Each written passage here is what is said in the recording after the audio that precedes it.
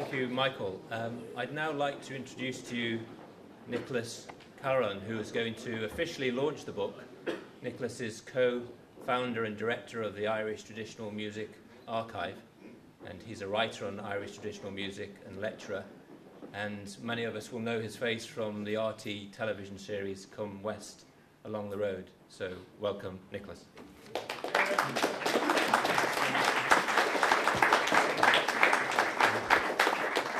Thank you very much. I was just thinking, in spite of what Joe Cooley says, in my experience, it's the only music that makes people lose their senses.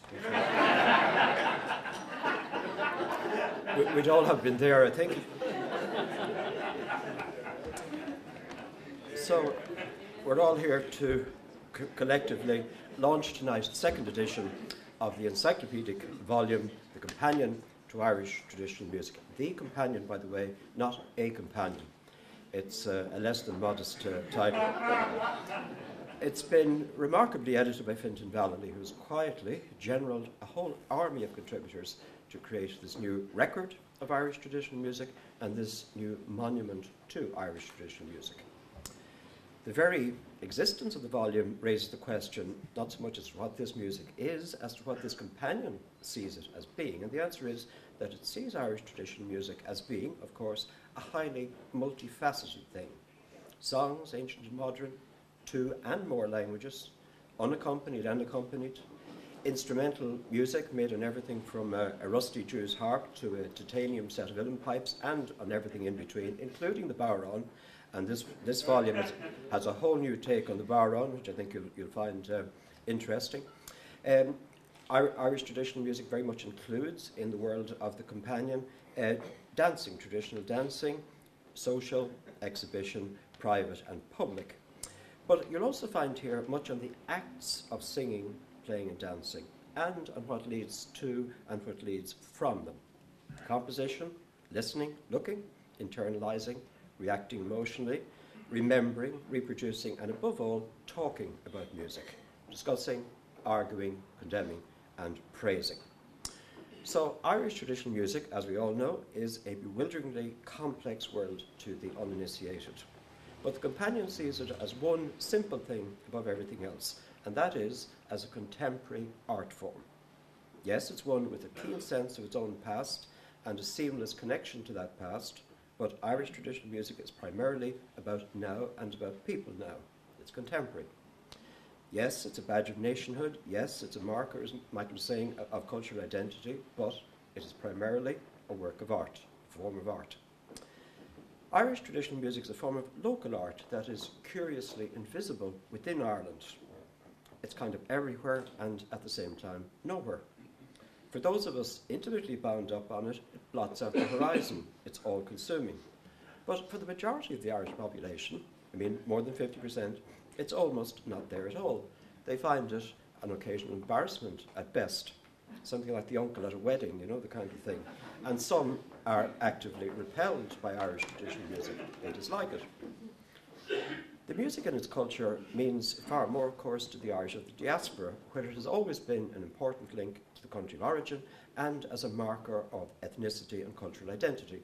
Think of all those World Dancing Championships, and think also of all those musicians and researchers of Irish ancestry who have fed, like Francis O'Neill, and are feeding, like Liz Carroll, composers like that, back into the homeland tradition. And then also the music has become globalized in the last half century. It's become increasingly known and popular throughout the world among people who are not of Irish blood at all, but who are attracted to it for its sonic qualities and not for its symbolic or ancestral meanings. For all of these groups, the people in Ireland, the people of the diaspora, the people who play and listen to and follow music, although not of Irish ancestry, for all of these groups, the publication of the companion is important. It will certainly raise the profile of Irish traditional music in Ireland, and I don't mean because its bulk will make it impossible to ignore on a bookshelf.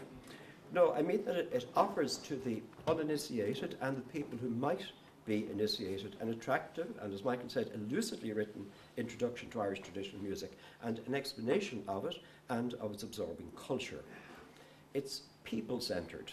The can only look yourselves up in the index, you'll find yourselves there. It's people-centred. Although, of course, it also deals with places and themes and trends and traditions.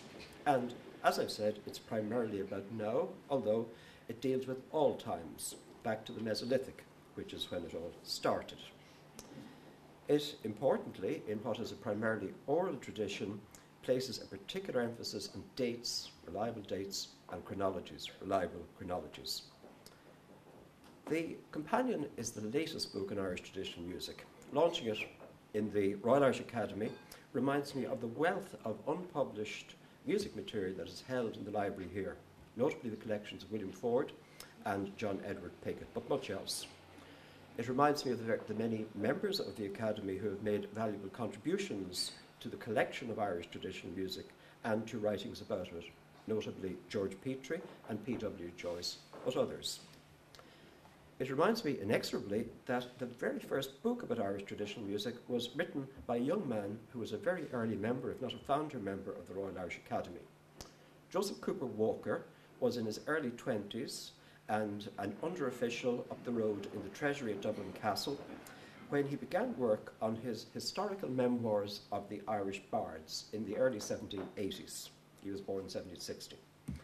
He consulted widely among the learned of his time in Ireland and Britain. In fact, I realised I was looking down at us here is one of the people he consulted, the famous antiquarian military general Charles Valency, a man of Huguenot descent and a great mistaken antiquary of Ireland, but a founder of the Royal Irish Academy. He's the man who gave us the term uilleann pipes, unlikely as it seems, but it's a long and complicated story, and you can read my article on it in Kyoll, 1981. Anyway, without him we wouldn't have the term uilleann pipes, although of course we would have the instrument. Anyway, Valency was one of the people that the young and impressed Joseph Cooper Walker consulted. He took him seriously, and he transmitted some of Valency's mistaken ideas in the book. But Walker also read widely in English in the classics, the Latin Greek classics, and also in continental languages. His work was published in a deluxe edition in London and in Dublin in 1786. Substantial book, and it was extensively reviewed, and it held the field for the best part of a century. But it was written from outside the tradition. Walker was an invalid, chronic asthmatic. He had to regularly go to Italy as a result of his disability. He didn't carry out any field research, and he didn't have Irish, and he relied overmuch on the reports of other people and on the views of people like Valency. Nevertheless, it was a remarkable production for a person in his circumstances, and while Walker wasn't a political or a sectarian person, he was an outsider to the culture of the music. In 1798, during the rebellion, he said to a correspondent that there was not a labourer on his estate. He had a modest estate at St. Valery near Bray. There wasn't a labourer on his estate who would not cut his throat with a pike if they could get away with it. So these were the people whose music he was studying, but he was very much outside. The Companion, on the other hand, the latest in the line, stretching back to the work of Joseph Cooper Walker, is, in total contrast, edited and written from inside the tradition. The editor, Fintan Vallely behind me, from rural Armagh, is a whistle and flute player. I have photographic evidence he was once an uilleann piper. He is a singer, of course, and a very original songwriter. He was a political activist, a professional musician, recording artist. He made his first solo album in 1979, that's right, for Shanachie in New York. He was, for many years, a traditional music correspondent of the Irish Times and then the Sunday Tribune. He has published extensively. You can read the extensive list of his publications on the blurb to the book. I won't go into them now. He holds a PhD in music of the National University from UCD, and for the last 10 years he's been a lecturer in Irish traditional music at Dundalk Institute of Technology. And with this publication he's launching on a new phase of his life. He's recently retired from Dundalk. He's a leading wordsmith and a leading lateral thinker in Irish traditional music. He has been a man of energetic achievement throughout his life so far, but the second Companion beats all. The title page says that this Companion is the second edition, substantially revised and expanded, and you could sing that if you had an ear to it. It is just breathtaking. Some of the statistics have been detailed, the double the wordage and all the rest. It also acknowledges key contributions by Finton's field marshals, Liz Doherty, Martin Dowling, Terry Moylan, Catherine Foley, Colin Hamilton, Desi Wilkinson, Niall Keegan and John Molden. They're on the title page. They're obviously all made key contributions to the achievement. It's noticeable that all of them, almost all of them I should say, are involved in a new wave of third-level academic scholarship and music making, music performance in Ireland and beyond. And hundreds of students are studying this music and the culture of this music in practically every third-level music institution in Ireland, with a notable exception which is not very far from us. But more importantly, these people, as well as being involved in traditional music as practice, are writing with a knowledge of the music and a love of it, as well as their academic scholarship.